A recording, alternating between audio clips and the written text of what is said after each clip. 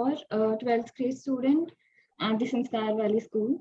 Now, I will be speaking about the project Kira and how we started, and I will be talking about, why we chose the name Kira. But first, let's get into how it all started. So it basically started with a red old journal that I stole from my sister because I thought that the cover was very cool. And I've always been the kind of person who found solace in writing down my thoughts, my memories, my dreams, and my aspirations. You know, Basically anything that I found was worth saving and preserving on a piece of paper. Now, if you can see in this picture, I made this bucket list around when I was in 5th or 6th grade.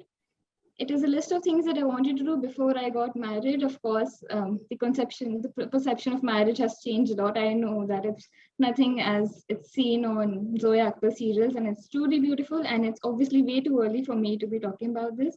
But if you have a look on number 11, it says open your own NGO. And I've always wanted to do something of my own, to start an own NGO or, my trust, to help people, and also because it sounded very cool.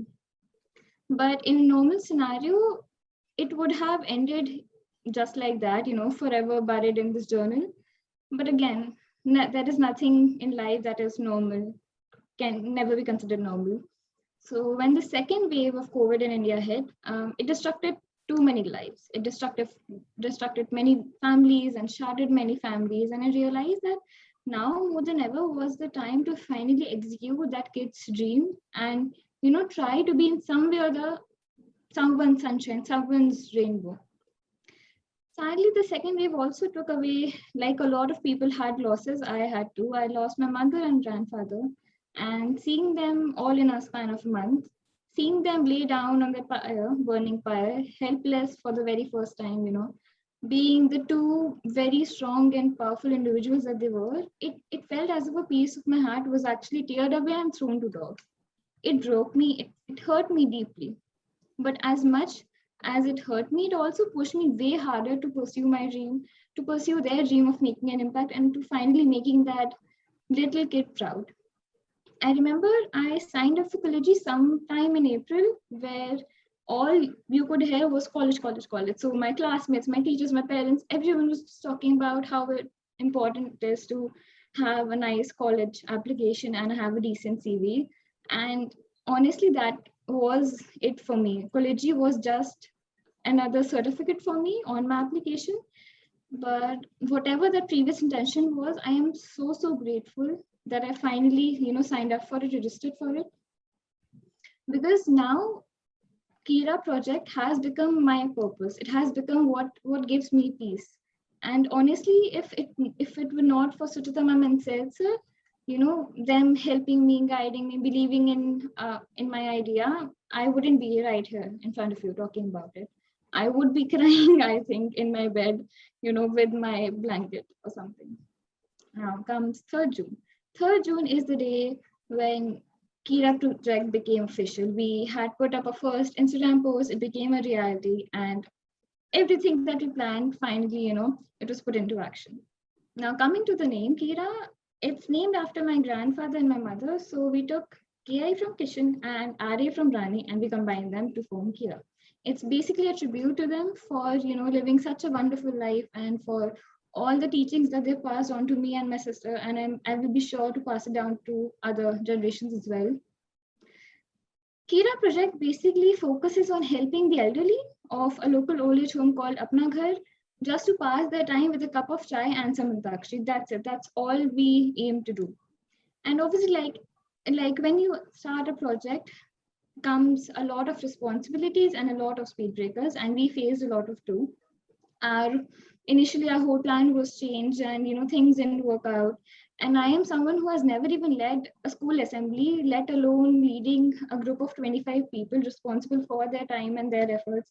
So I was very skeptical in the starting. I wasn't sure if what we were doing was actually making an impact or just wasting their time and their efforts and just adding to their annoyance, because elderly people do need a lot of rest and a lot of space.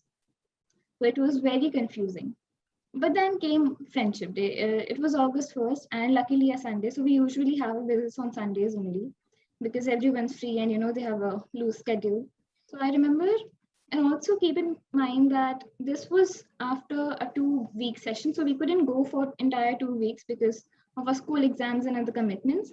And when we went there after a break of 2 weeks and I entered Apnakar, and uncle waved at me and he called me closer. And he held my hand, and believe me, that handshake, it was, if that handshake could be a person, it would definitely be Greta Thunberg because it was so powerful. He held my hand and he said how deeply he was waiting for us to come, to just sit with them, to eat bread rolls and just be there for each other like family. Because a lot of the people there were dropped in by the kids, thinking that the kids would return and their blood related family would be finally completed. But it's very sad to see that most of the kids, they never came back to just, even meet their parents, let alone talk or, bring them back home. And it was very sad. But I would also like to appreciate and thank Madhuri Mishra, who is the director of Apna Ghar. She started this whole center. And whenever I go there and I, ask people how they're feeling, they're always very happy. They say that even though we are away from a family, the time we have spent here, the kind of things that we do, we eat together, we go for outings together, the bonds that we made, it's so much more than a family, a blood related family would do.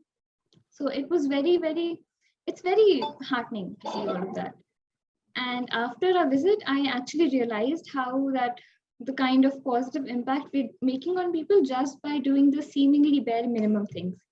And that is exactly what the people of Apna Ghar want us to do. Just be there for each other. Just sit with them, laugh with them, eat with them. That is all they expect us to do. Now, till now, we have had over 6 weekly sessions. Each week, we come back home with a different perspective at life. All of them are such talented, singers, dancers, lawyers. Some of them, had, amazing jobs before they were sent in to Apna Ghar, and we have such great stories that we are yet to unfold. And every time we go there, at least all my worries just go away. They just vanish. It makes me so happy. It makes my soul happy. And it also made me realize how one of the most important things in life is being compassionate towards your people, being nice and talking to your loved ones, the people you care about. And we really don't have the time for petty arguments and, holding grudges. And all we should be focusing on is enjoying and literally absorbing each and every moment spent with a loved one, because you never know what happens.